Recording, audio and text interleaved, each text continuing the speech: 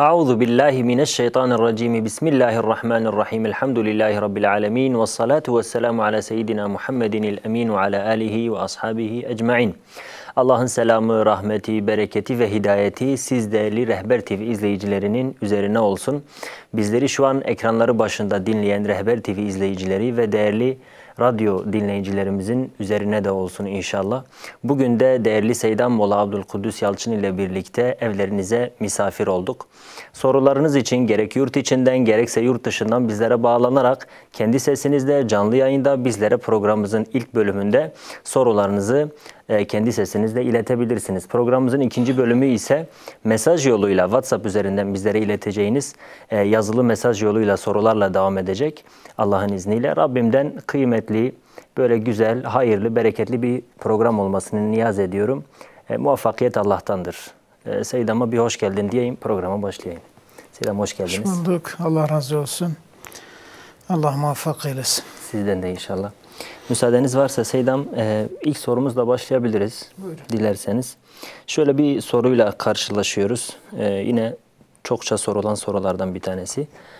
Kur'an okuma karşılığında ücret almak caiz midir? Yani caiz olup olmaması bir tarafa, bir de bunun olması gerekeni nedir? Kısaca. Euzubillahimineşşeytanirracim. Bismillahirrahmanirrahim. Elhamdülillahi Rabbil alemin ve salatu ve selamu ala seyyidina Muhammedin ve ala alihi ve sahbihi ecma'in. Rabbi şrahli sadri ve yessirli emri ve hlul uqdeten min lisani yefkahu kavli. Allah'ın selamı, rahmeti ve bereketi bütün bizi izleyen kardeşlerimizin üzerine olsun. Amin. Ve bütün Müslümanların üzerine olsun. Amin. Evet, şimdi Kur'an-ı Kerim asıl bir kişinin onu okuyup ona göre amel etmesidir. Yani Kur'an-ı Kerim'in iniş sebebi insanlara hidayet olması, insanlara rehber olması, insanlara yol göstermesidir. Ayet-i Kerime'de buyruluyor. Estaizu billah. İnne hâzel Kur'âne yehdi lilleti hiye akvam. Bu Kur'an en sağlam yola hidayet eder, en sağlam yolu gösterir. Yani Kur'an-ı Kerim'in iniş hikmeti, iniş sebebi budur. Okunsun, manası anlaşılsın ve hayata tatbik edilsin, uygulansın. Asıl Kur'an-ı Kerim bunun için gönderilmiştir. Fakat Kur'an-ı Kerim'in okumasının da bir sevabı var mı? Elbette ki vardır. Yani manası bilinmese dahi Kur'an-ı Kerim'in manasının bilinmediği halde okunmasının da sevabı vardır. Kur'an-ı Kerim'in mushafına da bakmak yine sevaptır. Ancak tabii ki Müslümanlar arasında zaman zaman bu durum da meydana gelir. Bazıları mesela şuna inanıyor ki biz hepimiz inanıyoruz. Kur'an-ı Kerim eğer bir vefat eden kişi için okunursa ve onun ruhuna teslim ederse ondan istifade eder. Yani bunun faydası ona dokunur diye ulemamız bunu zikretmişlerdir. Şimdi bir kişi vefat etmiş, onun akrabalarından okuyan kimse yoktur. Kur'an-ı Kerim'i okuyan kimse yok. Çocuklarından veya kardeşlerinden, amcalarından, babasından, yani yakınlarından hiç kimse Kur'an-ı Kerim bilmiyorsa genelde bilen bir kişiye okutuyorlar. Yani işte buna birkaç Yasin oku, bir hatim oku, bir sene devri oku, devre salih dediğimiz. Evet. Her gün bir cüz okunarak böyle bir yıl boyunca her gün bir cüz okunarak bu şekilde 12 hatmin indirilmesi. Evet. Her birisine göre de bir ücret veriliyor. Tabii ki mesela hani bu elbette ki okuyan kişi zaten sevap vardır. Okuyana asıl sevap okuyan kişiyedir. Ama mesela bir de kendisine söylendiği için yani diyelim ki her gün okunması veyahut da bir hatim indirilmesi veyahut da çocuklara ders vermek. Mesela o da yani Kur'an-ı Kerim'in şeyidir. İşte burada bir meşgaliyet meydana geldiği için bu meşguliyetten dolayı bir ücretin alınmasında herhangi bir sakıncanın olmadığını söylemiş bizim ulemamız. Dolayısıyla caizdir. Peki Selam. Evet. İlk telefonumuz hazır. İstanbul'dan bir izleyicimiz telefon attığımızda. Buyurun, hoş geldiniz yayınımıza. Hatta mısınız acaba? Evet, buyurun. Bu arada Dinliyorum ben. kusura bakmayın, sizi biraz beklettik. Rica ederim. Hayır. Peki, buyurun. Selamun aleyküm. Aleyküm selam ve rahmetullah. Selamu hürmet jibo seyda Sersera u serçava. muhabbet u sefrazi jibo te. Sersera serçava Xudeş ve razı Sağ inşallah. olun. Ve razı bize. Kerem ki. Soruya meni avuli ev yek evi az edisa bejim seyda gele jara gotiye jibo promosyon aban khan. Beli. Gemerev bisine bide hinek merve xoya ya o ta direkt az bejim bide kore xoya laye xoya gijmi cihebe. دنجي بدم لا يخوم يك دخيني ومستا دخيني وعدا كسين حرام بسيدا بلا بيجي كسين حرام بجبو قد ندمنا اجي اما سيدا برسل ان شاء الله هاد دواجي ازبن دنجيت نايم تام دنجيت خوش من كرم كان ها تمام هاد دواجي اف لغورا مذهبي ما شافعيه جريك بسر جوده هر از هنك إنسانه مد حرام يعني نجايزه. Peki. يقول الحرام ده السكنم. بل يعني تفرقنا بين حرام ونجائز زاني أنا. أما ويجب برسن يعني از نظام بالبلد سيداج من تعريف كده. Peki. أما برسن إن شاء الله. وكيدن سوا. يعني حرام باشخي أزانم جائز باشخي. حرام شيء باشخي يعني. كم برسن أما بهذا بعلم إن شاء الله. يك حلال حرام بك حرام جي حلال بك باشخت شكي باشخيات صار. بله. وديسا سلام والرز وحرمة جي سيدة ومحبة وسفرازي بوتا. السلام عليكم. عليكم السلام ورحمة الله. عليكم السلام. إيوارا ومينا خوش إن شاء الله. سيدام كرمانجي كو أم تكرم كرمانجي دست بيبكن. بله. سوال أول تمام سيدام. يعني سواء مسألة أول بسر أجرة قرآني. بله. تمام تمام.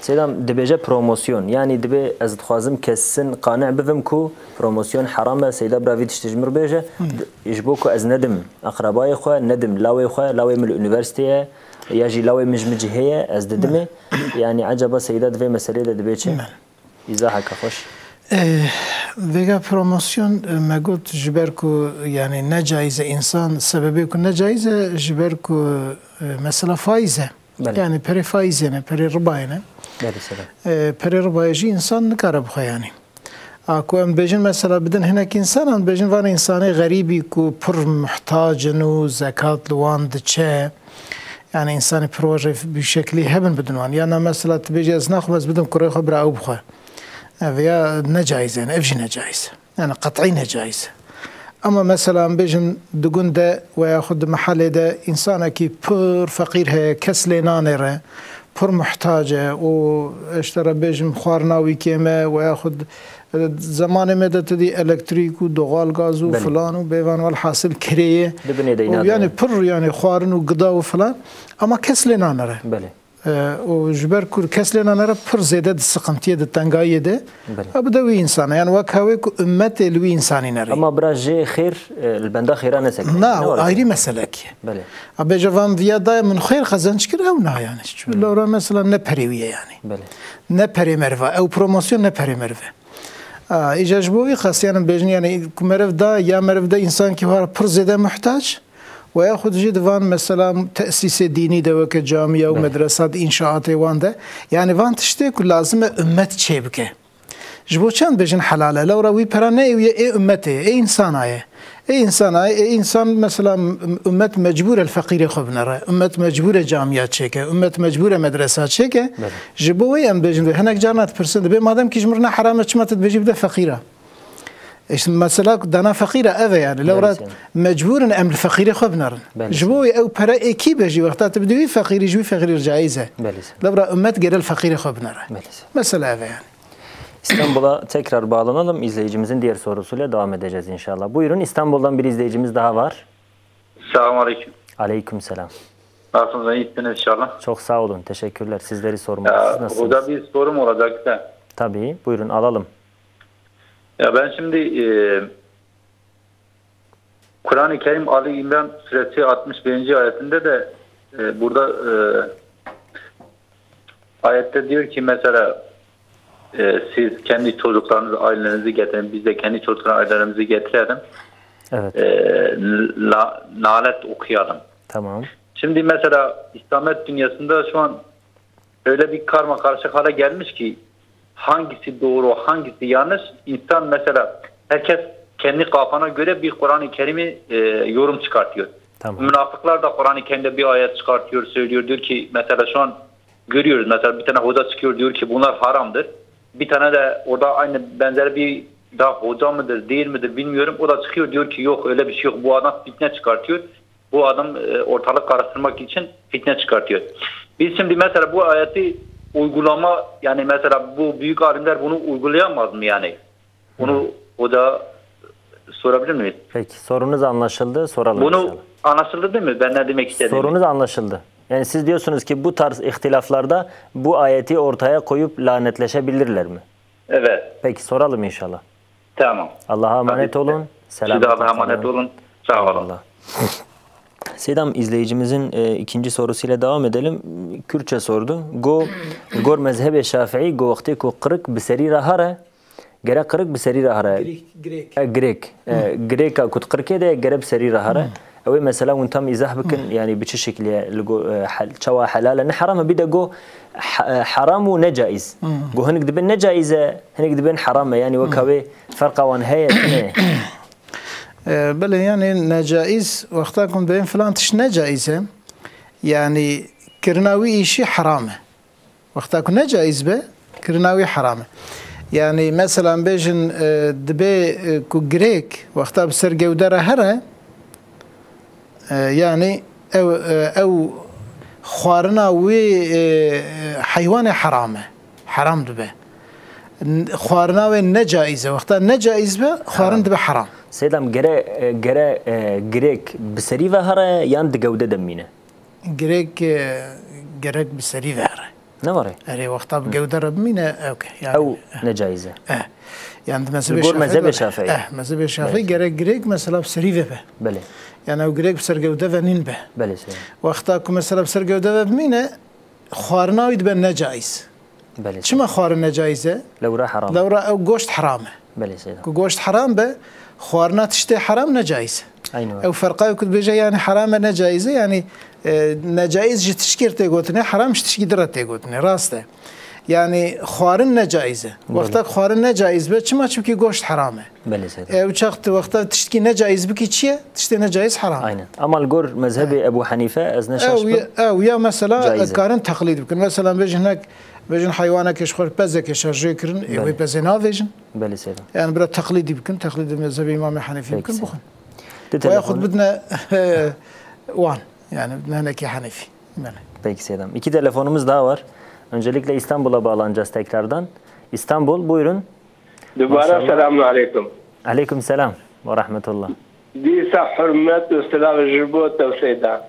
Ser ser çava. Disa varım din hep mecbur akil. Daha doğrusu mu az vakti vazirana senim. Keremke. Yakın Bra çara derbas ne ke?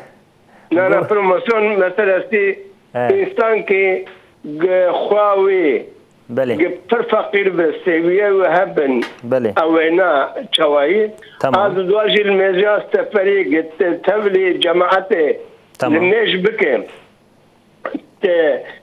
مثلا أصل بني سر نيبرو تمام نيرو سلاوي ند وتهندري خده بشي دركاتا تحياتا بخوينو بجماعة الرابع بالإمام الرابع تمام دنياتا خد دلي خده أسجي تقديم بكل سرعة نيرو دبي أنا به وفهمك من باش متامنا خوش بو يعني وتام إزاح نكر بركن وانت كاربن إزاح بكن الراس مثلا السفري أشم جيكي المجان نيرو بجماعتي لكم تمام من يتاخو أني بالسفري تمام دور ده شاركاتا وهذا أسكارم يعني دور أسكارم بكمل نا وقتك كنت تتابعي مقيمة بفي سيدة نورة Ez ne şaşkın oraya. Evet. Kutabi'i mukim abi ve... Hakkı daviye cevabı bitir. Tamam sen. Suala xubra beş. Tamam. Kerem tamam. un devam ki. Tamam. Kolej var azı sıra var ezvare. Tamam. Serçava. Useyda. Saval hat. Ebiya duat kır kolejler Seydar. Serçava amaneti Xudebi. Seydam izleyicimiz Türkçe sordu. Dedi ki bir telefonumuz daha varmış. Van'a bağlanalım tekrardan. Van, hatta mısınız acaba?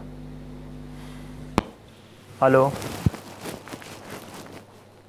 Van'dan bir izleyicimiz telefon hattımızda. Eğer tabii hattan düşmemişse.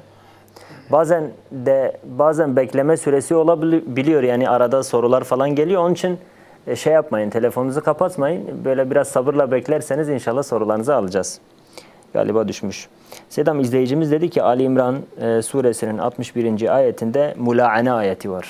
Lanetleşme ayeti var. Biz bu ayeti şu an bazı alimleri biz görüyoruz. Diyor ki ya da alim olduklarını iddia ediyorlar. En azından öyle lakaplanıyorlar. Evet. Dolayısıyla biz bu insanları böyle bir şeye çağırabilir miyiz? Bir tanesi çıkıyor diyor ki helaldir. Diğeri çıkıyor ki aynı mesele. Diğeri diyor haramdır.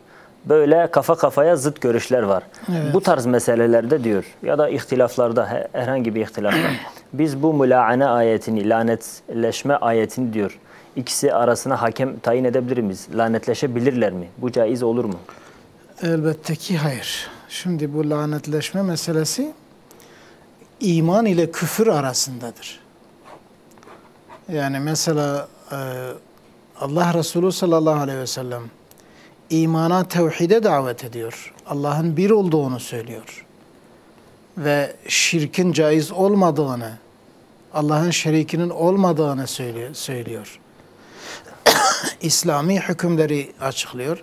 Evet. Karşı taraf ise reddediyor. Tevhidi reddeden, İslam'ı kökten reddeden bir şeydir.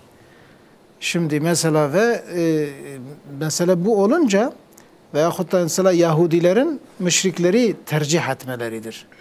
Şimdi böyle olunca yani Allah Celle Celaluhu diyor ki onları o zaman lanetleşmeye davet et. Hangisi doğrudur diye. Yani bu sizin söylediğiniz bu küfür, bu şirk, bu şey mi doğrudur ya iman. Ama fıkhi bir meselede. Ama fıkhi meselede ihtilaflıdır, içtihadi meselelerdir yani. Bu mesela bütün alimlerimiz bu konuda içtihad yapmışlar. Bir alimin içtihadı hepsi de mesela ayet-i kerimeden hüküm çıkarmaya, ya sünnet-i seniyeden hüküm çıkarmaya çalışıyor. Sedam dilerseniz bu soruyla devam edelim. 2 telefonumuz var. Evet, onları bitti alalım. zaten. Tamam. Zaten bitti. Yani dolayısıyla eğer madem ki yani hepsi de İslam'ın kaynaklarından besleniyorlar. Mesela değişik ihtilaflı düşünce olabilir. Dolayısıyla bu yani taklit yapılabilir. Eğer gerçekten mesela mezhep sahibi ise, içtihat ehli ise yani herkes ra'yini ortaya koyabilir. Fakat burada şey olmaz. Kısacası mulaane ayeti evet. Küfrü meselelerde, fıkhi meselelerde bu söz konusu olamaz. Tabii ki. Peki Seydam. 2 telefonumuz daha var. Ağrı'ya bağlanalım öncelikle. Ağrı. Öncelikle televizyonunuzun sesini kısarsanız bizi telefondan dinleyin lütfen. Değerli hocam selamünaleyküm. Aleykümselam ve rahmetullah. Alo. Sesiniz geliyor. Selamünaleyküm. Hayırlı yayınlar ve hayırlı programlar diliyorum. Teşekkür ediyorum. Sağ olun. Allah razı olsun. Gerçekten çok faydalı bir programdır. Sizden de inşallah. Değerli hocam demin hani bu Kur'an okunurken ücret bedelini falan bazı özelliklerinden dolayı caiz olabilir, alabilir dediler de benim merak ettiğim konu şu.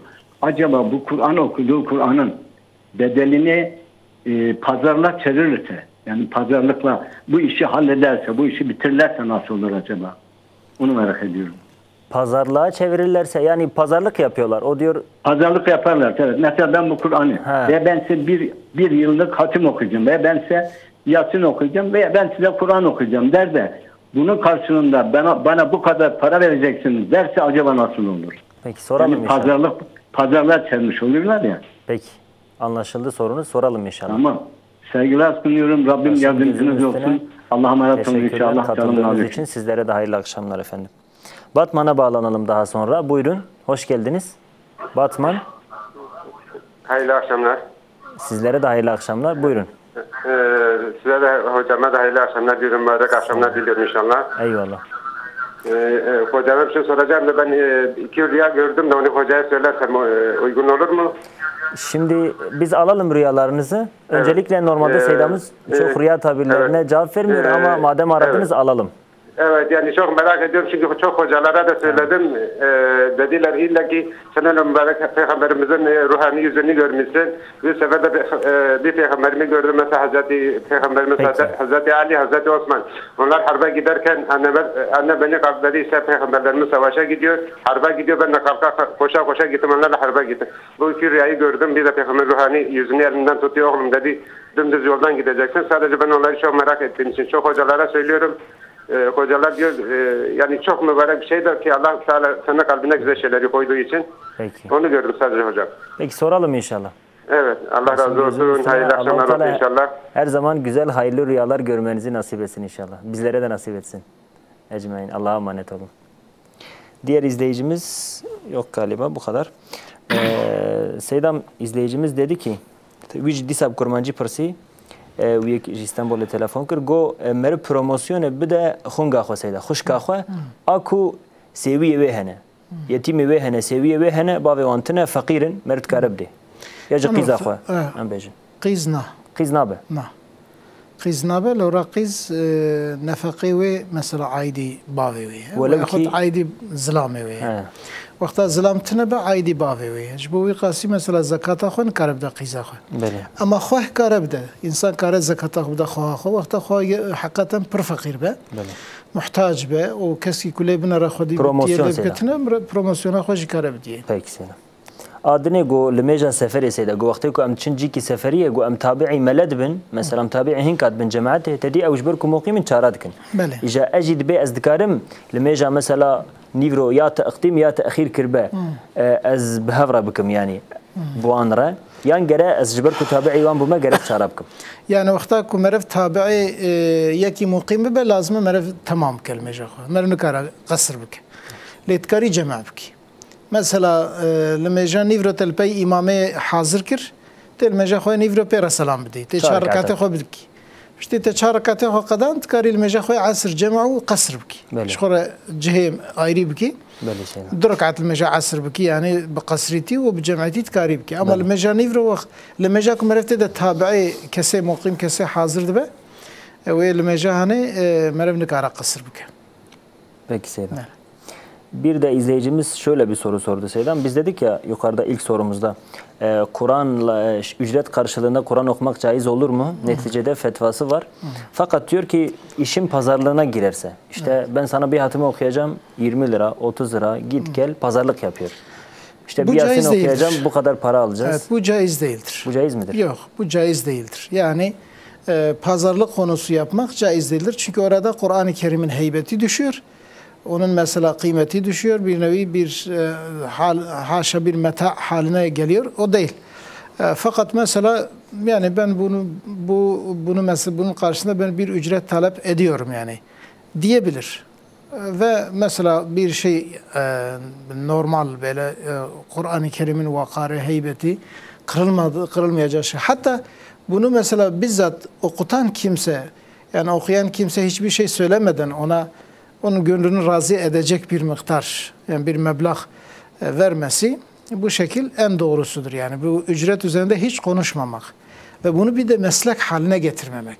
Bazıları bunu meslek haline getiriyor. O caiz değil mi? Bu doğru değildir. Evet, peki. Kesinlikle bu doğru değil. Fakat mesela birisine Yasin okutmuşsun veya da mezarlığa gitmişsin, birisi gelmiş Yasin okumuş, ona bir miktar para vermişsin. O da bir sakınca yok. Pazarlığı yapmak caiz değildir. İki telefonumuz daha var Seydam müsaadenizle. Karaman'a bağlanalım. Karaman, hoş geldiniz yayınımıza. Hoş bulduk. Sağ olun, Allah razı olsun hocam. Sizler de sağ olun, hayırlı yayınlar. Buyurun. Hocam önce sizlerden dua istiyorum. Sizler çok güzel program yapıyorsunuz. Ben Rehber TV'nin bütün programlarını izliyorum. Çok eyvallah. Güzel bir program. Hocamdan ve sizden dua istiyorum. Benim sorum, gelinim var Alman. 2,5 sene oldu evleneli. Tamam. Ama Müslüman olmadı. Bu gelinin biz fitresini verebilir miyiz? Bir de durumları pek müsait değil. Zekat, fitre, sadaka onlara düşer mi? Sizin Şu anda siz- evladınız mı evlenmiş Alman bir bayanla? Evet. Evet. Peki evladınız Müslüman zaten. Evet. Peki Alman gelin yani dini olarak Hristiyan olduğunu mu söylüyor? Evet. O Tamam. Müslüman Peki. değil. Peki soralım Tabii. inşallah Rabbim. Bir daha sorabilir miyim Tabii, hocam? tabii bir Soru tane daha daha alalım. etmeyeyim. Alalım Hı hı. bir tane daha.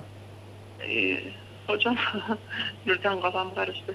Ya şöyle bir ihtiyaçlı insanlar için arkadaşlardan ben kıyafettir, yiyecektir toplayıp işte bir yerde şu aile var dedikleri zaman onu dağıtıyorum.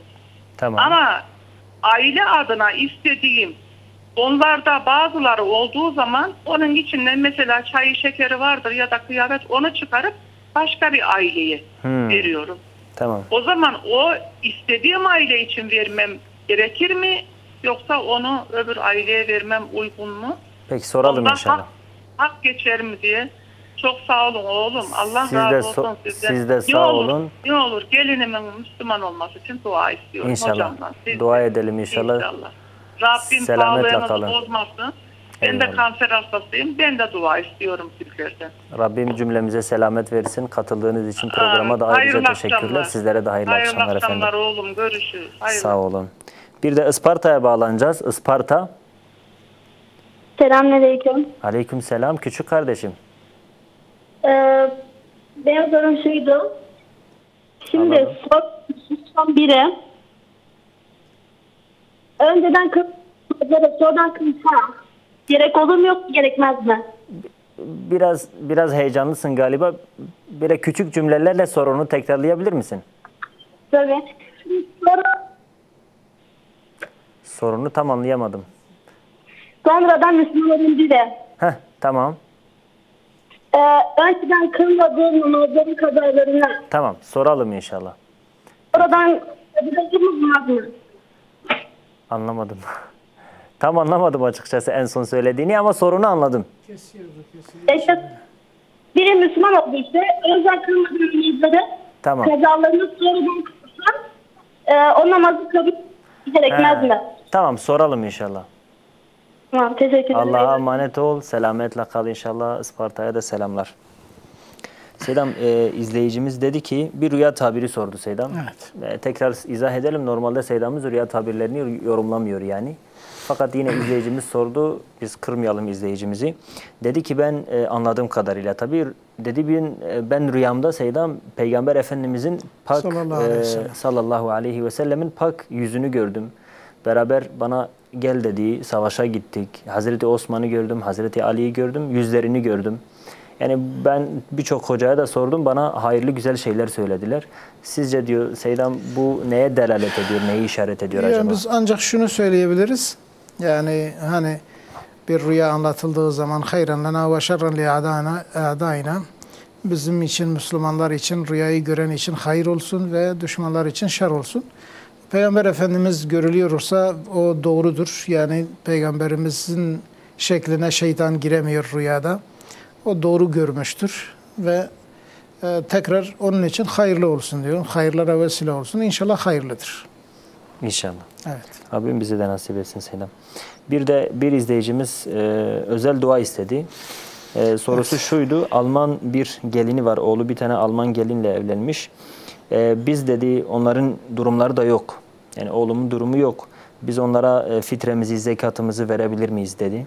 Birinci sorusu buydu. Bir de dua istedi. Hem gelini için hem de kendisi için. Evet. Rabbim Celle Celaluhu hidayet nasip eylesin.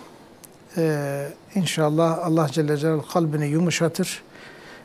İslam'ı araştırırsa Allah'ın izniyle Müslüman olur. Gelin Hristiyanmış bu arada. Evet, Seydam. o gelin artık Hristiyan mıdır veyahut da hani bazen evet normalde hani Alman Hristiyandır fakat çoğu ateist olur. Yani bu Avrupa'da genelde yeni nesil ateist oluyor. Yani inancı yoktur yani. Fakat hangisi olursa olsun hepsi cehalettendir. Ben şunu umut ediyorum ki yani bu gelin yani bu bayan artık Alman olan bu Alman vatandaşı eğer ciddi bir şekilde İslam'ı araştırırsa, İslam'ın güzelliklerini görürse Allah'ın izniyle o Müslüman olur, İslam'ı tercih eder. Yani birileri eğer ona bu konuda teşvik yaparsa biraz İslam'ı araştır. Bak sen Müslüman bir gençle evlenmişsin ve Müslüman bir ülkedesin. Olabilir yani eksiklikleri, Müslümanların eksiklikleri olabilir ama sen bir de bu dini bir araştır. Bu dinin kitabını bir oku, ne diyor, ne istiyor, bu dinin peygamberini bir tanı, oku yani, bakalım nasıl görürsün. Allah'ın izniyle Müslüman olur ve biz yine de dua ediyoruz. Rabbim ona hidayet nasip eylesin. Amin. Amin. Hani şey vermesi açısından ise mesela eğer bu çocuğun babası mesela hayatta ise ve bu çocuk onlarla beraber ise yani onlara zekat, fitre falan veremezler. Fakat bunlar ayrı ise ve baba hayatta değil annedir. Yani annenin bir geliri var. Aile olarak diyor biz onlara baksak yani tabii ki zekat verebilirler, fitre verebilirler. Çünkü çocukları Müslümandır. Çocuklarına verebilirler. Çocuğu da kendi ailesini için bunu harcayabilir yani. Burada bir sıkıntı olmaz ama eğer baba hayatta değilse veyahut hayatta ise de diyelim ki fakirdir, bakamıyorsa.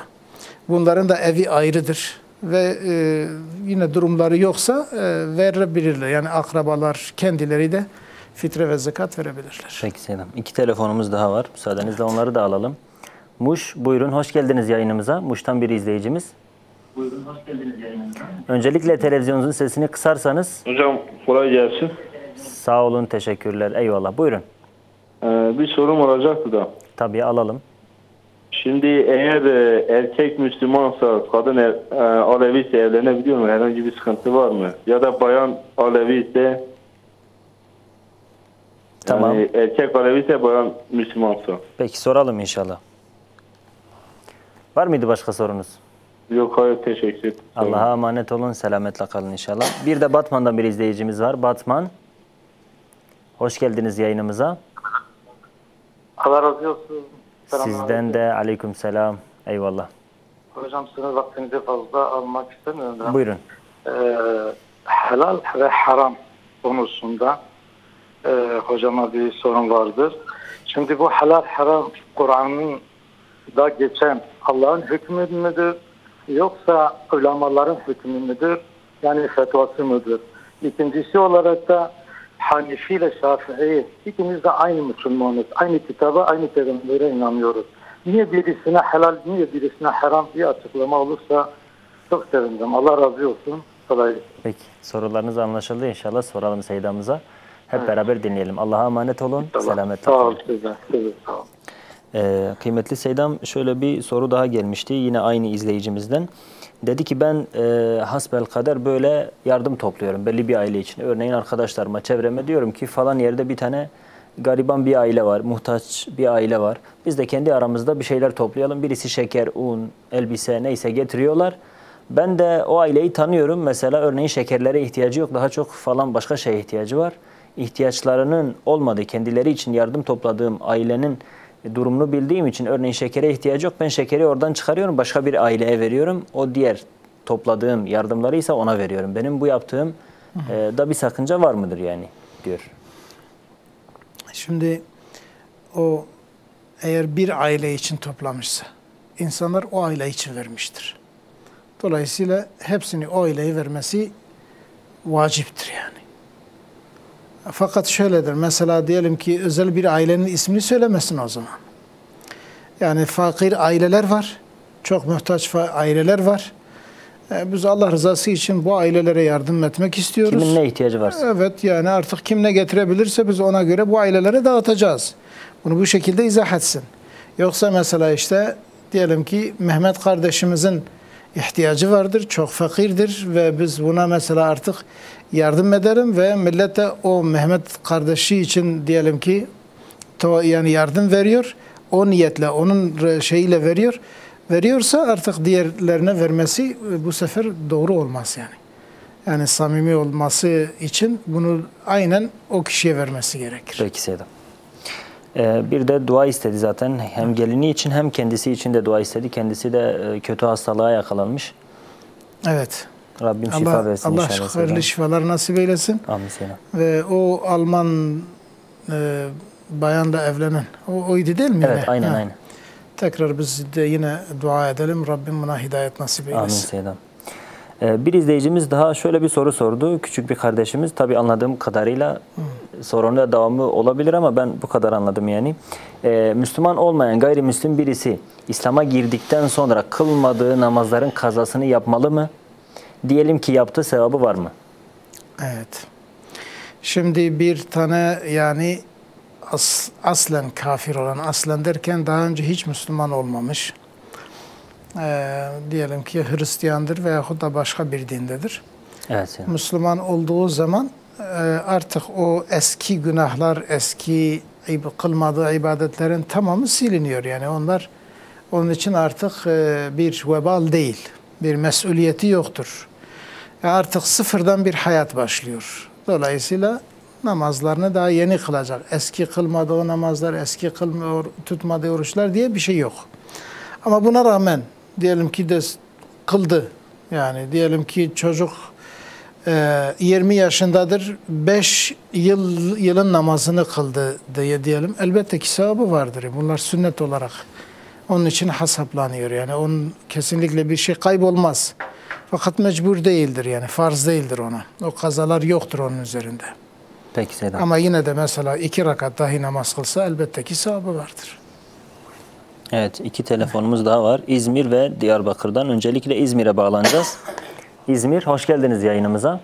Selamünaleyküm, hayırlı akşamlar. Aleykümselam, sağ olun. Sizlere de hayırlı akşamlar. Hocamızın ellerinden öper, saygılarımızı bildiriyoruz. Eyvallah, buyurun. Şimdi hocam Kur'an-ı Kerim'in bir ayetinden yola çıkarak Allah'ın yukarıda olduğunu, Allah'a mekan isnat etme bakımından bunu ifade eden ve şirk ve tevhid kavramlarını özellikle merkeze alarak böyle özellikle bazı insanları tekfir ederken hani böyle kolaylıkla tekfir eden bir grup, bir ya da insanlar ya da herhangi bir hoca, cemaat, evet. Çok da isim vermek istemiyorum fakat yani bizim bu insanlara ya da bu şekilde düşünen insanlara yaklaşımımız nasıl olmalı? Yani şirk ve tevhid Kur'an'da çok değinilen kavramlar fakat bunları temel alarak, bunlardan yola çıkarak böyle birçok insanı tekfir etmek, onları şirkle itham etmek, bu tür yaklaşıma bizim bakış açımız nasıl olmalı? Bunu soracaktım. Peki. Başım gözüm üstüne soralım inşallah hep beraber dinleyelim. Allah razı olsun hocamızın ellerinden öpüyorum. Sizden de eyvallah. Selametle kalın, hayırla kalın. Bir de Diyarbakır'a bağlanalım. Evet, hoş geldiniz yayınımıza. Hoş bulduk. Selamünaleyküm. Aleykümselam. Hoca bir sorum olacaktı. Tabii alalım. Ben 39-40 yaşındayım. Tamam. 18-19 yıl boyunca çocuğum yoktu. O şu an 2 yaşında bir çocuğum var. Maşallah. Allah nasip ederse Allah bir tanesi daha olacak. Sağ olasınız, Allah razı olsun. O bir de gücüm yoktu. Böyle ilkinde 4 ay boyunca o yatakta kalmıştım. Kendi ihtiyaçlarımı bile gideremiyordum. O dedim bu ikincisinde sezaryenliyim zaten. Kordonlarımı bağlarsam acaba günahı var mı yok mu? Peki soralım inşallah. Tamam, sağ olasınız. Eşiniz bu arada bu duruma ne diyor? Eşinizin rızası var mı? O bana bırakmış. Peki soralım inşallah. Tamam, sağ olasınız. Allah'a emanet olun. Allah Sizler de sağ olun cümlemizin inşallah. Selam, izleyicimiz dedi ki Müslüman bir erkek Alevi bir bayanla evlenebilir mi? Caiz midir? Şu şekilde yani bir Alevi dediğimiz çok kısımları vardır. Yani normal Alevi eğer o Aleviliği, o düşüncesi küfre götürecek bir düşünce değilse, Gullat dediğimiz Şia'dan değilse evlenmek olabilir. Yani erkek de Alevi olabilir, bayan da Alevi olabilir. Yani bu caizdir. Yani nikah caizdir. Tabii ki mesela hani sorunların daha sonra sorunların çıkmaması, ailenin huzuru için böyle bir evliliği tavsiye etmiyoruz. Sen Aleviliği bırak, mesela bazen Hanefi ile Şafii arasında bile sıkıntı çıkıyor yani. Mesela birisi Hanefidir, birisi Şafii. Ne kadar çok ortak noktaları olsa o kadar iyidir. Yani, evet. Alevi ise, birisi Alevi ise diğeri de değilse ve eğer bunlar mesela biraz daha kendi düşüncelerine bağlı insanlar ise çok sıkıntılar çıkar. Evet. Dolayısıyla bu evliliğin olmaması daha hayırlıdır. Böyle bir evlilik olmasın. Ama hani cevaz noktasında ise eğer bu düşünce, yani bu Alevilik eğer küfre götürecek bir düşünceye sahip değilse evlilik caizdir. Yani görüşmek lazım. Evet. Çünkü mesela bazı Alevi kısımları vardır. Yani Peygamber Efendimizin peygamberliğini inkar ediyorlar. Hazreti Ali'yi peygamberlik mertebesine çıkarıyorlar. Ve birçoğu da başka düşünceleri vardır, sakat düşünceler var. Ama eğer bu şekilde değilse evlilik caizdir. Aynen. Yani mutlak manada caiz değildir diyemeyiz. Hayır. Yani Peki, selam. bunu kimse söyleyemez. Bir izleyicimiz şöyle dedi. Helal haram kavramı Seydam dedi. Bunlar Kur'ani kavramlar mı yoksa alimlerimizin kendilerinin çıkardığı kavramlar mı? Böyle bir şey merak ettim. Evet. Yani tabii ki halalı da haramı da koyan Allah Celle Celaluhu'dur. Evet. Yani bunun merkezi Allah Celle Celaluhu'dadır. Bunu ancak o söyler, o beyan eder, o Peygamber Efendimiz'e söyler, ona bildirir. Peygamber Efendimiz de kendi hayatında tatbik eder ve Müslümanlara izah eder. Dolayısıyla yani bir şeyin halal olması veyahut da haram olmasını ancak Allah Celle Celaluhu bunu ortaya koyar ve Peygamber Efendimiz izah eder. Evet. Alimlerimiz eğer bunu söylüyorsa, yani diyelim ki bazı meseleler için söyleyebilir. Yani diyelim ki diyor ki bu meseledeki bu şey haramdır diyor. Bunu söylerken o diyor ki yani Allah'ın hükmünde bu haramdır. Yani bunu mesela diyelim ki ayet-i kerimeden istinbat ediyor. Oradan mesela hüküm çıkarmaya çalışıyor. Ya bir hadis-i şeriften ya sünnet-i seniyeden ya ulemanın icmaından ki onlar da mutlaka bir dayanakları vardır. Yani mutlaka bunun neticesi Allah'a dayanıyor. Evet. Seydam sonra sorduğu soru yine bununla alakalıdır. 2 telefonumuz var. Onları alalım, sonra diğer sorusuyla bağlayalım inşallah. Buyurun. Öncelikle İstanbul'a bağlanalım. İstanbul. Buyurun, hoş geldiniz yayınımıza. Selamünaleyküm hocam. Aleykümselam. Hocam benim bir sorum vardı. Alalım sorunuzu. Hocam biz 4 kardeşiz. Tamam. 17 yıldır evliyim. Eşim kendi çalıştı, evlendik. Hiçbir kayınbabamın bir katkısı bize olmadı. Ama şimdiki kayınım memurdur ve 700 milyarlık bir araba altında. Ama diyor ki babamın malını satıp arsasını onunla evleneceğim diyor. Evet. Caiz midir ya da onun hakkı mıdır? Peki, soralım inşallah. Evet hocam. Çok teşekkür ederim. Peki, Allah'a emanet olun. Sizler de sağ olun. Allah'a emanet olun inşallah. Bir de Bingöl'den bir izleyicimiz var. Bingöl. Selamünaleyküm. Aleykümselam ve rahmetullah. Hayırlı akşamlar diliyorum. Sağ olun, teşekkürler. Buyurun. 2 sorum olacaktı inşallah. Alalım inşallah. Birincisi bildiğiniz gibi hani düğünlerde ciddi bir yozlaşma var. Tamam. Özellikle bayanlar, işte her genç kızın hayali diye gelinlik giymekten bir türlü vazgeçemiyorlar. Evet. Bu konuda mesela ittihat olarak şöyle bir şey yapılabilir mi? Gelinin alternatifi çıkarılabilir mi? Sonuçta 3-4 saatine giyiliyor, deyim yerindeyse o para çöpe atılıyor. Tamam. Yani iş bununla sınırlı değil. Söz için ayrı elbise, kına için ayrı elbise, nişan için ayrı elbise. Yani bir sektör haline dönüşmüş.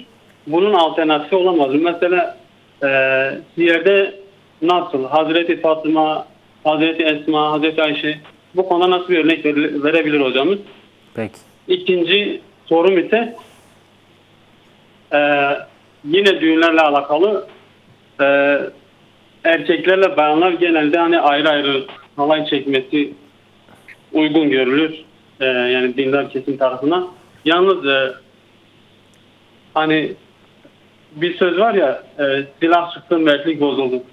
Günümüzde de maalesef akıllı telefonun yaygınlaşmasıyla mahremiyet olgusu yerle bir edildi deyim yerindeyse. Mesela halay, özellikle bayanların halay çekilmesinin gözden geçirilmesi gerektiğini düşünüyorum. Neden? Çünkü Facebook, Instagram, WhatsApp'ta yani durum yapıp anlık olarak canlı verebiliyorlar. Yani bunu yüz binlerce kişi izleyebiliyor. Bu konunun ciddi olarak ele alınması gerektiğini düşünüyorum. Bu konuda hocamızın görüşlerini merak ediyorum. Selamlar Peki, olsun. Allah'a emanet olun. Sizler de inşallah soralım. Tabii programımızın ikinci bölümüne kalacak muhtemelen ama soracağız inşallah. Allah'a emanet olun, selametle kalın. Vaktimiz var daha Seydam. Birkaç soru daha sorabiliriz. Evet. Seydam, izleyicimiz en son helal haram ile ilgili bir soru sordu. Bir de şöyle dedi ki yani anlayamıyorum bunu. Tabii daha önce de sorulmuştu. Biz böyle çok su götürecek tabii bir mesele ama biz yine de kısaca izah edelim. Dedi ki nasıl oluyor da yani İslam bir değil mi? Şafii mezhebine göre bir şey helal, Hanefi mezhebine göre aynı şey haram oluyor. Yani bu nasıl bir şey? Ben bunu anlayamıyorum bir nevi. Bunun üzerinden Seydam ne diyebiliriz? Kısaca bunu nasıl izah edebiliriz? Şimdi mezheplerin içtihadi konusuna giriyorsa bu doğrudur. Fakat hani asli meseleler var. Asli meselelerde bütün mezhepler birdir. Yani nas dediğimiz. Yani Kur'an-ı Kerim'in ayet-i kerimelerinin bir kısmı nastır. Nas demek açık hükmü ifade ediyor. Ve o hükmün dışında herhangi bir mana ihtimali yoktur. Yani ayet-i kerime nettir, açıktır ve o ifade ettiği o kelimenin başka bir manası düşünülemez. Evet. O konularda bütün mezhepler aynıdır. Fakat bazı Kur'an-ı Kerim'in bazı ifadeleri vardır. Orada mesela hani başka mana ihtimalleri de vardır. Şimdi Arapçadır, bütün dillerde mevcuttur. Yani bir kelime söylüyorsun, belki bu manaya da gelebilir, bu manaya da gelebilir. Böyle iki ihtimal veya üç ihtimal olabilir. İşte bu ihtimali olan meselelerde alimlerin her birisi ayrı bir şekilde anlamış ve ona göre de bir yani oradaki hükmünün bu olduğunu ifade etmiştir. Şimdi mesele böyle olunca yani içtihadidir bu. Ve bir de mesela bu Allah Celle Celaluhu insanlara kolaylık olsun diye böyle yapmış. Allah Celle Celaluhu bütün hükümleri net bir şekilde ifade edebilirdi. Böyle hiçbir başka yan taraf, başka taraflara çekilme esnek bırakmış. Yani bırakmayabilirdi. Ama Allah Celle Celaluhu esnek bırakmış ki bu şartlara göre, durumlara göre, zamanlara göre, şahıslara göre yani ihtimal olabilsin. Onu yani da sorsunlar. Merhamettir yani. Rahmettir, Allah'ın rahmetidir. Çünkü bu net olan şeyler değil. Yani böyle kesin hükümler değildir. Evet. Dolayısıyla alimler bu içtihadi yapmıştır ve Allah Celle Celaluhu da Peygamber Efendimiz sallallahu aleyhi ve sellem de bunun mesela müştehitlere tabi olabilirsiniz. İstediğiniz müştehide tabi olabilirsiniz. Yeter ki o müştehite içtihad ehliyeti bulunsun. Peki Seydam. Dediğim gibi bu konu çok uzayacak. Bu arada reklama gitmemiz gerekiyor. Kısa bir reklamdan sonra tekrar buradayız inşallah.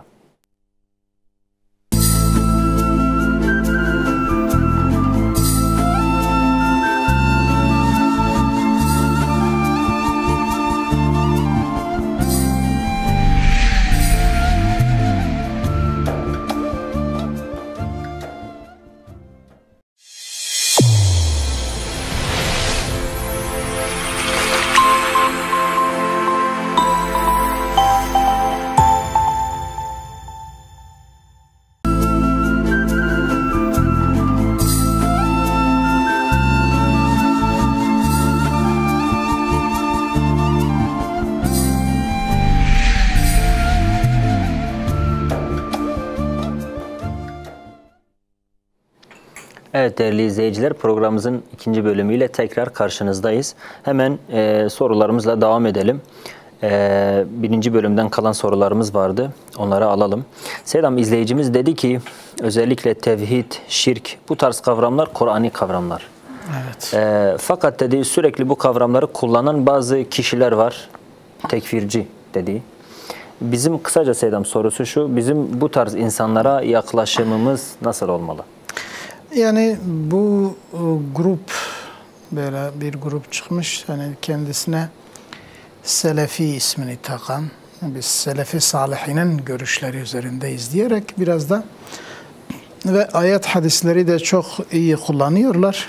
Karşı tarafı biraz susturabiliyorlar. Bizim kanaatimize göre bunlar yanlış yapıyorlar. Yani nerede yanlış yapıyorlar? İzleyicimizin de söylediği gibi böyle herkesi tekfir damgasını vurmak, şirk damgasını vurmak, bu konuda yanlış yapıyorlar. Yani niye mesela bu insanlar bunu yapıyor? Çünkü bunlar da kendi akıllarıyla düşünmüyor. O şekilde yetiştiriliyor. Onları o şekil yetiştiriyorlar Ve bu şekilde tabii nesilden nesile bu iş genişliyor. Yanlış olduğunu bildikten sonra artık mümkün mertebe onlarla tartışmaya girmemek. Ancak mesela tartışmaya giren birisinin çok böyle ayet-i kerimeleri iyi bilen, Kur'an-ı Kerim'i iyi bilen, hadis-i şerifleri çok iyi bilen, hafızası kuvvetli olan bir tane mesela ilim ehli birisi onlarla konuşabilir ve bir de o konuyla ilgili ulemamızın açıklamalarını da bilen, sahabe hayatını, Peygamber Efendimizin siretini, hayatını iyi bilen bir insan eğer şey yaparsa, onlarla konuşursa bunların şeyleri çürüktür. Çok zayıftır. Evet. Yani biraz da yani hissi davranıyorlar. Dolayısıyla bunlara karşı yaklaşımımız budur yani. Biz fazla onlara yaklaşmayalım, onların söylediği her şeye de inanmayalım ve onların sorduklarını eğer bizim dikkatimizi de çekiyorsa bir alimden sorup açıklamasını isteyelim. Peki Seydam. Başka bir izleyicimiz dedi ki ben 40 yaşındayım. 19 sene boyunca evladım olmadı. Allah nasip etti. Şu an 2 yaşında bir çocuğum var diyor Seydam. Allah bağışlasın. Bir de bir çocuğum daha olacak diyor. Diyor ondan sonra diyor ben kordon bağlatabilir miyim diyor. Sebep ise ben diyor 4 ay boyunca diyor ben yerde kalıyorum. Yani hamilelik süresi boyunca yerden kalkamıyorum. Hamilelik ağır geliyor yani. O şekilde geçiyor, zor geçiyor hamileliğim. Eşimin de rızası var diyor. Bu caiz olur mu diyorsun? Yani eğer o kadar rahatsız oluyorsa gerçekten, yani bu kadar mesela perişan oluyorsa, elbette ki bu konuda onun için bir fetva vardır. Cevaz var yani. Bağlatabilir. Yani o hale düşmemesi için. Evet. Yani sıhhati için bunu yapabilir. Caizdir. Evet. Peki Seydam. Başka bir izleyicimiz dedi ki ben eşimle evlendiğimde eşim kendi imkanlarıyla evlendik. Kendi masraflarımızı bir nevi kendimiz karşıladık. Eşim karşıladı yani. Fakat şu an diyor benim bir kaynım var. Durumu da iyidir, memurdur. Hatta lüks diyelim bir arabası var. Fakat diyor ben babamın kayınbabasının oluyor soruyu soran kişinin işte malını, mülkünü neyse satacağım, beni o şekilde evlendirecekler. Böyle söylemesine, böyle yapmasına bir hakkı var mıdır, yok mudur? Yani anlattığı gibi ise ki bu meselelerde sadece bir kişinin anlatımıyla karar verilmez. Hükümler verilmez. Fakat biz hani bu şekilde anlattığı için eğer gerçekten anlattığı gibi ise herkes, bütün kardeşler kendi imkanlarıyla evlenmiş. Ama bu ise hem memur hem imkanı yerinde. Buna rağmen diyor ki mesela ben işte mirastan evleneceğim. Bunu söylüyorsa bunun hakkı yok. Fakat bu meselenin çözümü nasıl olur? Biz burada bunu söylesek de pek faydası olmaz. Ancak bu kardeşler mesela bir araya gelirler, birbirleriyle anlaşırlar veyahut da bir tane bilen bir alimin yanına giderler, meselelerini açıklarlar. O alim de onlara zaten meseleleri halleder, onlara söyler. Peki diyelim ki 4 kardeştirler. 3 kardeş kendi imkanlarıyla evlendi. Baba Seydam, babaları bunu kendi parasıyla evlendirse caiz olur mu? Eğer babası hayattaysa babası serbesttir. Kendi parasıyla evleniyorsa kimsenin bu konuda müdahale hakkı yoktur. Yani diğer çocuklarını demiş siz kendiniz evlenin. Buna da diyor ki ben seni evlendireceğim. Böyle bir hakkı var mı? Mesela bu şimdi çocuklar arasında adalet yapmak zaten yani vaciptir, farzdır. Yani bunu yapmak zorundadır. Evet. Fakat bunlar diyelim ki evlenmiş, daha önce imkanları var ama bunun imkanı yoksa bu da dese ki madem imkanı yok ben seni evlendireceğim. Burada bir sıkıntı olmaz. Fakat imkanı olduğu halde veyahut imkanı diğerlerinden daha iyi olduğu halde buna bir ayrıcalık yapsa o caiz olmaz. Yani bunu evlendirdiği zaman yani o miktardaki parayı diğerlerine de vermesi lazım. Yani adalet şarttır. Peki Seydam. Evet. Bir diğer sorumuz Seydam, kısacası izleyicimiz dedi ki gelinlik, yani şu an her genç kızın hayali diye reklamını yapıyorlar. Dolayısıyla kızlarımız gelinlik giyiyor sürekli. Gelinlik giymek caiz midir, değil midir? Değilse bunun alternatifi nedir? Ve annelerimiz nasıl yapıyorlardı? Örneğin Fatma annemiz yani evlendiğinde nasıl evlenmişti? Gelinlik mi giymişti? Bunun İslami usulü nedir Seydam? Evet, şimdi gelinlik dediğimiz zaman günümüzde biraz gelinlik denildiğinde özel bir kıyafet akla gelir. Evet, o da aynı ondan bahsediyor. Evet, yani normalde hani gelinlik sen ismine göre gidersen yani gelin olduğu zaman giydiği elbise gelinlik olur. Fakat günümüzde böyle özel bir kıyafet, yani özel bir şekil verilmiş artık. Bu da zaten İslam'ın bir şeyi değil yani. İslam'ın bir ahlakı, bir kültürü değil. yabancılardan, gayrimüslimlerden alınmış bir kültürdür. Dolayısıyla yani ve bunu tabii ki bunun reklamını yapan da yine Müslümanlar değil aslında. Yani asıl reklamını yapan Müslümanlar değildir. Yani gayrimüslimler ve bu kültürü aramıza sokmak isteyen insanlardır. Teşvik ede tabii ki kızlar da çocuklar da meseleyi bilmedikleri için biraz da nefsi çekici ya daha doğrusu çekici yapıyorlar. Evet. Yaparken tabii herkes bunu giymek istiyor. Yani elbette ki biz bunun hani bir İslami bir kültür olmadığı için bizim kanaatimize göre bunun giyilmesinin caiz olmadığıdır. Alternatif nedir? Alternatif tabii ki elbette ki bir gelin için nasıl ki hazırlıklar yapılıyorsa bir elbise de dikilebilir yani. Mesela o güne has ve daha sonra da giyebilecek, daha sonra da kullanabilecek, sadece bir gün giymek için değil. Daha sonra da giyebileceği güzel bir elbise diktirilebilir. Ve giyer yani ki birçok Müslüman kız bunu yapıyor yani şu anda da biraz daha meseleye hassasiyetle bakan insanlar bunu yapıyor zaten.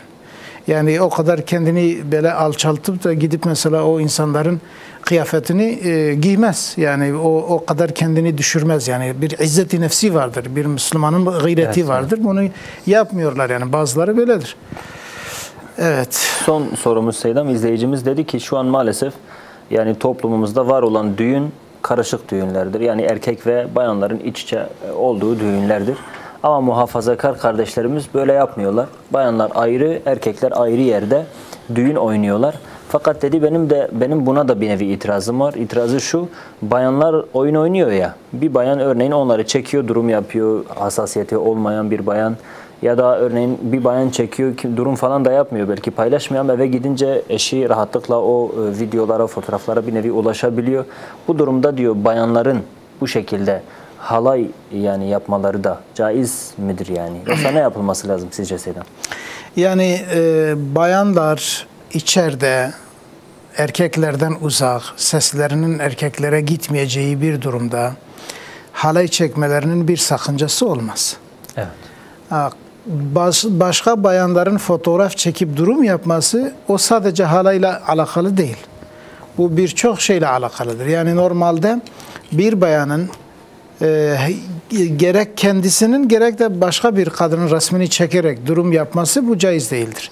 Bu ister halay halinde olsun, ister piknik şeyinde olsun, ister mesela pazarda olsun, isterse mesela başka bir yerde olsun. İzin alması gerekiyor.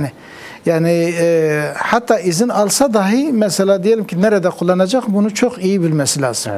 Evet, kendi telefonuna kaydediyor ve eve bırakıyor ve onun eşi gidip mesela telefonunu araştırıp mesela o fotoğraflara bakıyorsa bu onların günahıdır. Evet, bu günahtır yani. Fakat yani bunun için mesela dese ki halay yani kapalı ortamda da halay çekmesinler, böyle bir şey bu doğru değildir. Fakat doğru olmayan o durumun yapılmasıdır. O paylaşımın yapılmasıdır. Peki Seydam. O haramdır. Peki Seydam, Allah razı olsun. İkinci bölüme geçelim. Sorularımız hazırsa alalım hemen. Seydam, izleyicimiz diyor ki televizyon ünitesinde hayvan figürleri bulundurmak caiz midir? Yani böyle bir heykel şeklinde. Aynen. Evet. Şimdi küçük oyuncak tarzı, küçük böyle. Evet. Aynen. Evet. Şimdi oyuncak olmadığı zaman onları böyle sadece süs amacıyla böyle teşhir etmek bu caiz değildir. Çünkü gölgeli resim konusunda alimlerin çoğunun bunun caiz olmadığını söylüyor. Evet. Mesela suret şeklin caiz olmadığı konusunda hani hadis-i şerifler var. Bunu mesela birçok alim diyor ki bu gölgeli olandır. Gölgeli demek işte heykel şeklinde olandır. Bazıları diyor ki heykel tapılmıyorsa caizdir. Hayır, öyle değil. O ayrı bir konu. Tapmasının haram olması ayrı bir konu. Şirktir zaten o. O ayrı bir. Yani bunun haram olması yani öyle heykel şeklinde yapıp mesela evde saklamak bu caiz değildir. Bazıları deve, bazıları fil, bazıları tavşan, bazıları bu şekilde şey yapıyorlar. Tam benzemiyorsa Seydam, yani ayağı var, bedeni var ama tam benzemiyorsa bir şey olmaz. Yani böyle ilk bakışta böyle bir hayvan gibi gözükmüyorsa bir şey olmaz. Peki Seydam. Evet. Diğer sorumuzu alalım. Telefona yüklenen bir uygulama var. Adım attığımız kadarıyla kazandığımız puana göre ücretsiz ev eşyası veriyor ve gönderdikleri eşyayı almamızda bir sıkıntı var mıdır demiş Seydam. Hayır. Bir sıkıntı yok. Çünkü şunu bilmemiz de, eğer mesela kesin biliyorsa ki bu faiz gibi bir yerlerden, gayrimeşru bir yerlerden kazanılıp da veriliyorsa, o zaman şey olmaz, yani caiz olmaz. Ama yok, bir şirket mesela bazı diyelim ki sırf diğer interneti şey yapılsın diye, kullanılsın diye, yani o şekilde yapıyorsa o da bir sıkıntı olmaz. Peki Selam. Yani bir harama sebebiyet vermiyorsa bir şey olmaz. Peki Selam. Bir arkadaşıma borcum var. Bana promosyonumu aldığım zaman sana borcumu ödeyeceğim diyor. Parayı almamda bir sakınca var mıdır? Yani bu kendisi o borcu var. Adamdan kendisi, alacağı var. Evet, kendisi borcunu alıyor. Onda bir sıkıntı olmaz. Tamam. Kendisi için bir sıkıntı yok. Ama promosyonu veren için bir sıkıntı var. Tamam. Eğer başka bir şekilde ödeyebiliyorsa, yani kısacası promosyon olduğunu bilmesine rağmen alabilir. Evet. Tamam, yani onun için bir sıkıntı olmaz. Peki Selam. Diğer sorumuz gelsin. Selam diyor ki karanlıkta namaz kılınabilir mi? Caiz midir? Evet, kılınabilir. Ama şu var, mesela diyelim ki eğer karanlıkta kıldığı namaz daha çok huşu'a sebebiyet veriyorsa bu daha iyidir. Ama bazen de karanlıkta insan daha çok başka şeyleri düşünebiliyor. Huşu'u tamamen kaybediyor. Bazen belki bir de korku olabiliyor bazı insanlar için. Böyle olunca mekruh olur. Yani durumdan duruma, kişiden kişiye değişir. Evet. Ama caizdir. Evet. Peki Selam. Diğer sorumuz gelsin. Beni emziren kadının kaynı amcam mı oluyor ve erkek kardeşleri dayım mı oluyor? Yani abdest bozuluyor mu Selam? Birisi birinden... Beni emziren kadının kaynı. Evet. Yani sen bir kadından süt içmişsin. Ben bir kadının sütünü içmişim. O kadının kocasının erkek kardeşleri. O kadının kayınları yani. Evet. Benim amcam mı oluyorlar? Evet, yani? Amcası oluyor. Abdesti bozulmuyor. Peki Selam. Devam edelim. Diğer sorumuz. Babanın erkek evlatlarını evlendirmesi farz mı? Yoksa vacip midir? Özellikle maddi olarak diyor. Evet. Yani birinci soruya bir soru sorduk ya Seydam. Evet. Onunla ilişkili galiba. Evet. Yani bir babanın çocuklarını evlendirmesi, eğer o çocuk mesela imkanı yoktur ve babanın da imkanı var ve eğer baba onu evlendirmese o çocuk mesela harama düşecek, o zaman baba için bu vacip olur. Tabii Şafii mezhebinden göre vacip ile farzın arasında fark yok. Farz ise vaciptir, vacip ise farzdır. Evet. Yani onu evlendirmesi farz olur onun için. Fakat mesela eğer bu çocuk çalışabiliyor, meslek sahibidir, kendini evlendirebiliyorsa o konuda normalde bir 15 yaşından sonra artık o çocuk müstakildir. Yani baba onu evlendirmek veyahut da şey yapmak, ona bakmak zorunda değil. Peki Selam. Devam edelim. Diğer sorumuz. Bulunduğumuz yerde baraj yapıldı. Devlet bizim evlere 550.000 TL değer biçti. Biz de bunu mahkemeye verdik. Yani itiraz ettik. Mahkeme 2 sene devam etti. Bu paranın üzerine devlet bir de 150.000 TL daha fark vermiş. Bu verilen farkı almamız caiz midir demiş. Evet. Yani bunlar... Enflasyon farkı herhalde. Bir nevi kendi işi malını satıyor. Aynen. Yani o parayla satmak istemiyor yani. Caiz. Daha fazla isteyebilir. Peki Selam. Gelsin diğer sorumuz. Alalım. Bayanım ve 2 yıllık evliyim. Eşim çocuk istemiyor. Ben ise çok istiyorum. 2 yıldır ikna edemiyorum. Herhangi bir sebebi yok. Eşimin buna hakkı var mıdır? Yoksa biraz nasihat eder misiniz? Demiş izleyicimiz Selam. Şimdi evliliğin hikmeti zaten. Selam.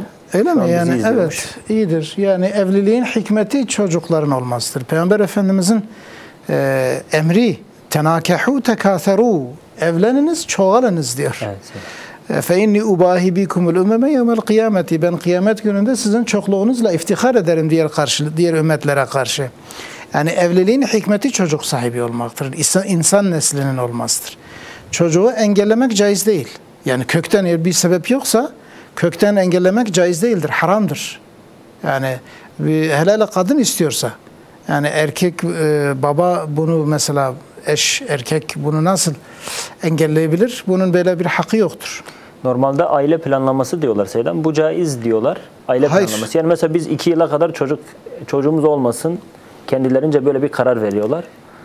Sonra olabilir. Evet. Ama dediğiniz gibi kökten kökten caiz değildir. Yani eğer kökten ise eğer mesela biraz zaman girsin, biraz ara girsin ki mesela biz onları diyelim ki bakabilelim yani onlara biz fazla rahatsız olmayalım diye. Evet. Yani orada kerahet varsa da mesela hürmet yok, haramlılık yoktur. Evet, ama eğer dese ki hiç olmasın, yani bunu gerek erkek gerek kadın eğer bir ciddi bir hastalık, bir ölüm tehlikesi gibi böyle bir mazeret yoksa caiz değildir. Caiz değildir. Evet ve Peygamber Efendimizin nasihati budur. Tenakahu tekâseru, evleriniz çoğalınız. Evet Selam. Evet.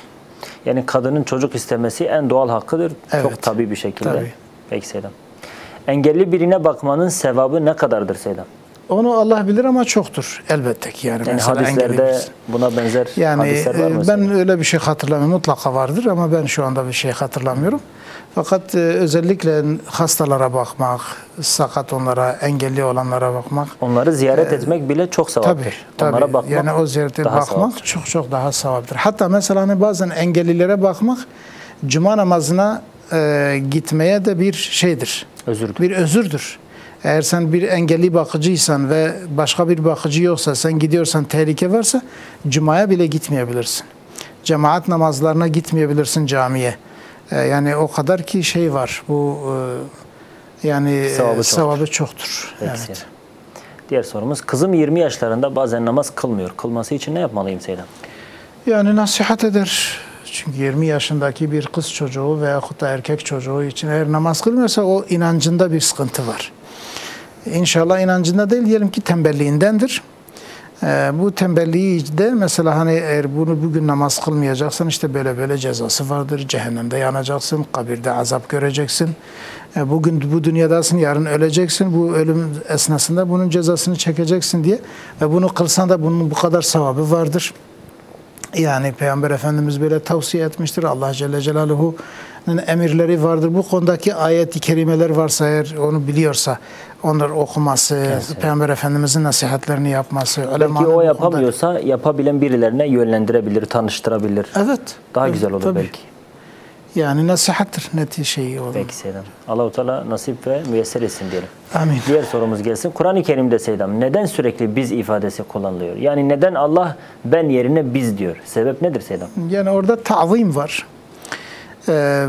Genelde Arapçada yani mesela ene dediği zaman biraz küçük düşüyor. Ama biz dediği mesela sigayı mütekellim ma'al gayr diyoruz biz buna. Onu kullandığı zaman orada bir ta'zim var. Yani büyükleme vardır. Evet. O ta'zim de Allah'ın şanına uygundur. Onun için. Allah'ın ismidir zaten. Evet. Azim. Evet. Devam edelim. Diğer sorumuz gelsin. Adet halinde saça kına sürmek caiz midir Seydam? Bir de Fatiha okuyabilir miyiz demiş. Yani adet halinde tabii ki saça, çünkü kına şeydir. Kına sadece bir renktir. Yani su da geçiriyor normalde. Evet, yani bir kaplama gibi bir şey değildir. Yani sadece kaplamıyor. Sadece bir renk veriyor. Dolayısıyla bir gusle yani abdeste falan engel değildir. O halde de yani şey yapabilir. Onu sürebilir. Fatiha'yı da yani şey niyetine, yani dua niyetine okuyabilir, zikir niyetine, dua niyetine okuyabilir ama normalde Fatiha şeydir, ayet-i kerimedir. Bunu okumaması lazımdır. Yani Kur'an-ı Kerim niyetiyle okuyamaz. Ama dua niyetiyle, akşam zikirleri. Evet, zikir olarak okuyabilir. Peki Seydam. Diğer sorumuz, evlilik kader midir demiş izleyicimiz Seydam. Yani dünyada da, hayatta bir insanın başına gelen her şey kaderdir. Uyuması da kaderdir, kalkması da kaderdir, yemesi de, içmesi de, neyi yiyecek, neyi içecek, bütün bunlar Allah'ın takdiridir. Kader demek Allah'ın takdir ettiğidir. Elbette ki o da. Yani izleyicimizin kader anlayışı galiba, izleyicimizin kader anlayışı, yani kaderden belki anladığı şu, yani Allah'ın bir nevi, Allah istemiş, olmuş, yani sanki onun rızası yok. Öyle değil yani. Öyle değil yani bu günümüzde birçok insanın kader anlayışı çok sakattır. Onun için mesela kimisi kadere isyan ediyor, kimisi şey yapıyor. Yani normalde kader nedir? Allah Celle Celaluhu'nun sonsuz ilmindeki o bilgilerin yazmasıdır, belirlemesidir. Ama onu biz yapıyoruz. Evet. Allah-u Teala bize bırakmış. Evet, bırakmış. Bizim onun için yani. Allah biliyor ki sen böyle yapacaksın, o da tayin etmiş. Evet. Odur. Peki. Diğer sorumuz gelsin. Selam, biz 5 kardeşiz. 4 kız, 1 erkek ve annemle babam biz kız kardeşlerin haberi olmadan Babam malını abimizin üzerine yapmış. Biz kız kardeşlerin tavrı nasıl olmalı ve buna hakkı var mıdır demiş. Elbette ki yoktur. Elbette ki yoktur. Bütün kızları mahrum ederek. Evet. Erkek çocuğa bütün malı vermek, onun üzerine mesela nakletmek, yani o da onun adına kaydetmek, bu caiz olmayan bir şeydir. Yani yanlış yapmıştır. Bunların da yapacağı şey şudur, yani bu yanlıştır, biz bu hakkımızı burada halal etmiyoruz diyebilirler. Evet. Ve vazgeçirebilirler. Yani tekrar mesela diyelim ki onlara da bir miktar, onları da mahrum etmeyecek şekilde dağıtım yapmaları gerekir. Daha hayattayken bunu yapıyor Selam. Evet. Yani daha hayattadır. Çocukları var. Çocukların birine veriyor, diğerlerine vermiyor. Evet, işte adaletsizlikten o caizdir, dolayı. O caiz değildir yani. Peki. Diğer sorumuz gelsin. Tadil-i erkanın mezheplere göre farkı var mıdır demiş Seydam. Yani tadil-i erkan demek yani rükünlerin tamamını yerine getirmek güzel bir şekilde yani. Evet. Yani o rükünün yerine getirmesidir. Yani rükünün yerine getirmesi yani şu şekilde olabilir. Hani bazı şeylerde diyelim ki Şafii mezhebinde Fatiha'nın okunması rükündür. Ama Hanefi mezhebinde vaciptir veyahut da diyelim ki diğer rakatlerde 3 ayet de onun yerine geçer. Böyle bazı farklılıklar var. O şekilde var. Fakat diğer yerlerde diyelim ki yani hepsinde de ruku vardır. Genel manada aynıdır. Genelde çok aynıdır yani. Peki. Çok nadir bir farklılık. Diğer sorumuz gelsin. Bizden çok küçük ama ergen olan erkek kuzenlerimizin karşısına çarşafsız çıkabilir miyiz demiş. Çarşafsız derken yani tabii erkek ergenliğe girmişler ama bizden çok küçükler. Kadın 40 yaşındadır, 30 yaşındadır. Çocuk da daha yeni yani 14 yaşında. Yani o kadar çok yaş farkı varsa zararı olmaz eğer başka yerleri gözükmüyorsa. Yani bol elbisedir. Bol elbiselidir. Sadece diyelim ki el ve yüz açık ise o zaman bir şey olmaz. Fakat mesela hani boyun açık ise veya kollar açık ise o zaman yine caiz olmaz ergen çocuk. Peki. Diğer sorumuz gelsin. Yanlış görmediysem hocamız devletin mevduat hesabı için caizdir demişti. Bu kur mevduat hesabı var ya Selam. Evet. Beni mazur görsün demiş. Hocamız bunun delilini verebilir mi demiş izleyicimiz. Yani delil demek şu şekilde. Mesela bir şeyin haram olabilmesi için özellikle bu mevduat mesele faiz olması lazımdır. Şimdi devlet diyoruz. Devlet mesela diyelim ki bir siyaset yürütüyor. O siyasette mesela yabancı dövizlerin rağbet görmemesi için bir plan yapıyorsa ve dese ki mesela siz bu plana göre gidin ben sizi destekleyeceğim, ben size yardım vereceğim yani o faiz vermiyor yani. Çünkü sen devletle muamele yapmıyorsun. Sen bankaya diyelim ki bir para yatırıyorsun. Ama o bankada eğer faizli bankaysa haramdır zaten. Evet Selam. O banka faizli bir bankaysa zaten haramdır. Yani mevduat olsun veya başka bir şey olsun. Ama yani faizli bir banka değil. Diyelim ki katılım bir bankadır. Sen orada parayı yatırıyorsun ve bir nevi kar ortaklığına giriyorsun. Orada devlet diyor ki eğer mesela sen bunu döviz olarak yatırmayacaksan normal Türk parası yatırıyorsun ve burada eğer döviz yatırmış olsaydın farkın olacaksa eğer bir zararın olacak ben senin zararını veriyorum. Bir kişi ister devlet olsun isterse ya bir kişi olsun bize bunu söylüyorsa dese ki sen bu işe girsenin zararını ben ödüyorum. Burada bir sakınca var mı? Kefillik gibi. Yani bir şeydir yani burada mesela bunun delili ne olabilir? Yani bir faiz yok. Ortada bir faiz yoktur. Evet, ve zaten bunun cevazını veren bütün alimler de bu şekilde söylüyor. Diyor yani devletin bir hediyesi bir desteğidir. Birçoğu cevaz veriyor. Yani delili budur yani bir destektir yani. Evet.